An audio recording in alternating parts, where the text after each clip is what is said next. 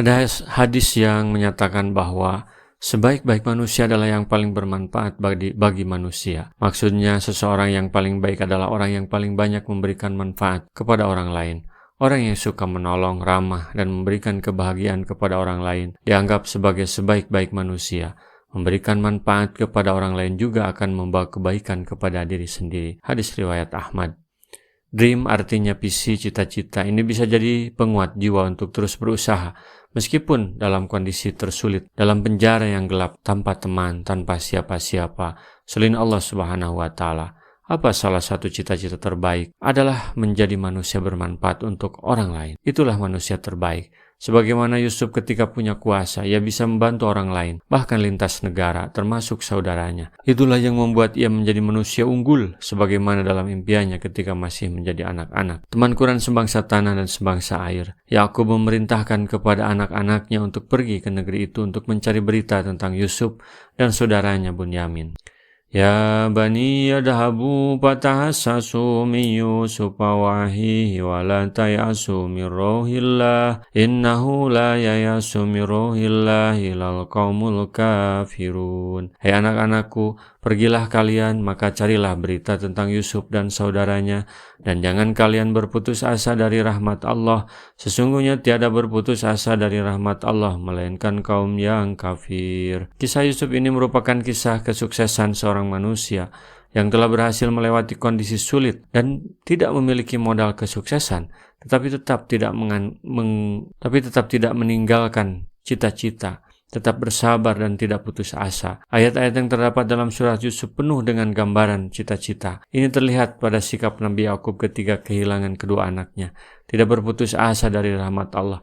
Ia pun selalu memotivasi anak-anaknya untuk tidak berputus asa. Falamma dahulu alaihi qalu ya ayyuhal aziju massana wa ahlana durru wa ji'na bibida'atin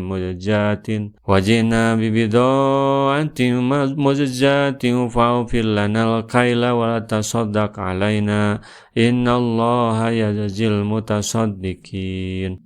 Maka ketika mereka masuk ke tempat Yusuf, mereka berkata, Hai Al-Aziz, kami dan keluarga kami telah ditimpa kesengsaraan, dan kami datang membawa barang-barang yang tak berharga, maka sempurnakanlah sukatan untuk kami, dan bersedekahlah kepada kami. Sesungguhnya Allah memberi balasan kepada orang-orang yang bersedekah. Al-Dhahak mengatakan yang dimaksud adalah barang-barang yang sudah tak laku lagi untuk dijadikan alat pertukaran. Berikanlah kepada kami dengan harga yang tak berarti ini sukatan, seperti yang pernah engkau berikan kepada kami sebelumnya. Ketika saudara-saudaranya menceritakan kesengsaraan, kesempitan serta keminiman bahan makanan pokok dan musim paceklik yang menimpa mereka, dan Yusuf teringat akan kesedihan yang menimpa ayahnya karena kehilangan kedua putra terkasihnya, sedangkan dia sendiri berada dalam kerajaan dan memiliki kekuasaan serta keluasan. Maka pada saat itu juga timbullah rasa kasihan kepada ayahnya dan saudara-saudaranya. Yusuf saat itu menangis, maka mereka menjadi mengenalnya. Qala hal alimtum ma fa'altum bi Yusuf wa akhihi antum jahilun. Yusuf berkata, apakah kalian mengetahui kejelekan apa yang telah kalian lakukan terhadap Yusuf dan saudaranya ketika kalian tidak mengetahui akibat perbuatan kalian itu? Sesungguhnya yang mendorong kalian berbuat demikian tiada lain karena kebodohan kalian sendiri akan akibat dari perbuatan tersebut. Qalu a innaka la anta Yusuf qala ana Yusuf wa hadha ahi qad manna Allahu alaina innahu may yattaqi wa yasbir wa innallaha la yudhi'u ajral muhsinin. Mereka berkata, apakah kamu ini benar-benar Yusuf? Yusuf menjawab, akulah Yusuf dan ini saudaraku. Sesungguhnya Allah telah melimpahkan karunia-Nya kepada kami. Sesungguhnya barang siapa yang bertakwa dan bersabar, maka sesungguhnya Allah tidak menyia-nyiakan pahala orang-orang yang berbuat baik. Qalu tallahi laqad atharakallahu alaina wa in kunna lakhatin. Mereka berkata, Demi Allah, sesungguhnya Allah telah melebihkan kamu atas kami, dan sesungguhnya kami adalah orang-orang yang bersalah. Mereka mengakui keutamaan dan kelebihan yang dimiliki oleh Yusuf atas diri mereka dalam hal penampilan, akhlak, kekayaan, kerajaan, kekuasaan, juga kenabian, menurut orang yang tidak menganggap mereka menjadi nabi. Dan mereka mengakui bahwa diri mereka telah berbuat kejahatan terhadapnya dan melanggar haknya. Qala la tathriba alaikumul yawma yaghfirullahu lakum wa huwa arhamur rahimin. Dia Yusuf berkata, pada hari ini tidak ada cercaan terhadap kalian, mudah-mudahan Allah mengampuni kalian, dan Dia adalah Maha Penyayang di antara para penyayang. Yusuf berkata, tiada kecaman atas diri kalian dan tiada celaan terhadap kalian pada hari ini, dan aku tidak akan mengungkit-ungkit lagi dosa kalian terhadap diriku sesudah hari ini. Kemudian Yusuf mendoakan mereka agar diampuni. Sungguh luar biasa ini dia karakter seorang negarawan sejati. Tidak ada balas dendam, apalagi pertumpahan darah.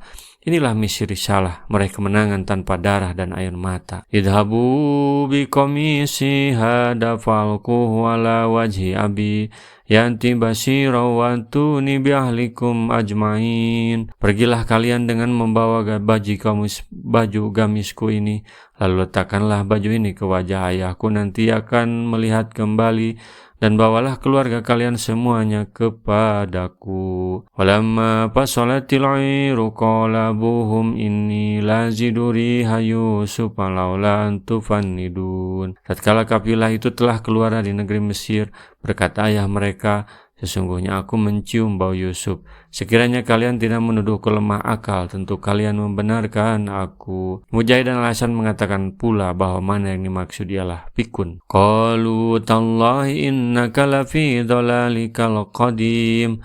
Keluarnya berkata, demi Allah sesungguhnya kamu masih dalam kekeliruanmu yang dahulu. Qatadah mengatakan bahwa cintamu kepada Yusuf masih tetap melekat, tidak pernah kau lupakan. Mereka mengatakan kalian yang kurang ajar terhadap ayah mereka, padahal kata-kata itu tidak pantas mereka katakan kepada ayah mereka. Terlebih lagi ayah mereka adalah seorang Nabi Allah, teman Quran sebangsa tanah dan sebangsa air. Saudara-saudaranya Yusuf menganggap bahayanya Yakub sudah fikun, sebuah penyakit yang sampai hari ini menurut medis tidak bisa disembuhkan.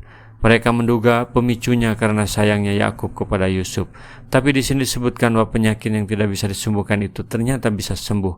Dengan ketakwaan dan kesabaran Yakub juga Yusuf, keluar biasaan ini terjadi. Mereka tidak pernah berputus asa dari rahmat Allah. Allah yang Maha Besar. Maka ketika kamu punya impian, cita-cita, lalu ternyata sulit dicapai, jangan berputus asa dari pertolongan Allah. Ketika kamu mengalami sakit, kesulitan, jangan berputus asa dari rahmat Allah. Apalagi sampai bunuh diri, karena tidak berputus asa dari rahmat Allah kecuali orang kafir. Bagaimana menurut teman-teman? Rasulullah SAW bersabda, baligu anni walau ayatan, sampaikan dariku meskipun satu ayat. Mari kita sebarkan jalan kebahagiaan dengan like, share, dan subscribe channel ini.